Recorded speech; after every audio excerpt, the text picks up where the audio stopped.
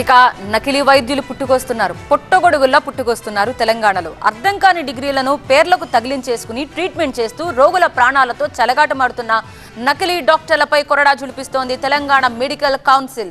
హైదరాబాద్లో రామాంతపూర్లో నకిలీ డాక్టర్లపై కొరడా జులిపిస్తోంది. మెడికల్ కౌన్సిల్ దాడుల్లో ఆర్ఎంపీ డాక్టర్ని పట్టుబడ్డారు. ఇష్టారీతన యాంటీబయోటిక్స్, స్టెరాయిడ్స్ ఇస్తున్నట్టుగా గుర్తించారు.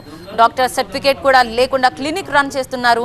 యాదగిరి, అంజలి క్లినిక్ ని సీజ్ చేశారు వైద్యాధికారులు. డయాగ్నోస్టిక్ సెంటర్, ల్యాబ్ టెక్నీషియన్స్ పై కూడా కేసు నమోదు చేశారు.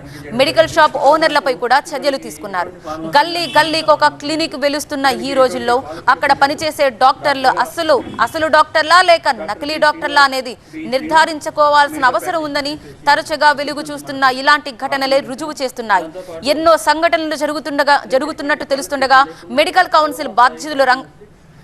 కౌన్సిల్ అధికారులు రంగంలోకి దిగి ఇలా నకిలీ వైద్యులపై చర్యలు తీసుకుంటున్నారు. ఇతని పేరు మీద మనకు ల్యాబ్ టెస్టులు చేస్తూ రిపోర్ట్స్ ఇస్తా ఉన్నారు. ఇటువంటి ఫార్మసీలో ఎటువంటి అనుమతి లేకున్నా సరే అమాక్సిక్లావ్ ఇంజక్షన్, 100 కొద్ది అమాక్సిక్లావ్ యాంటీబయాటిక్ ఇంజక్షన్లు, సిరప్స్ మరియు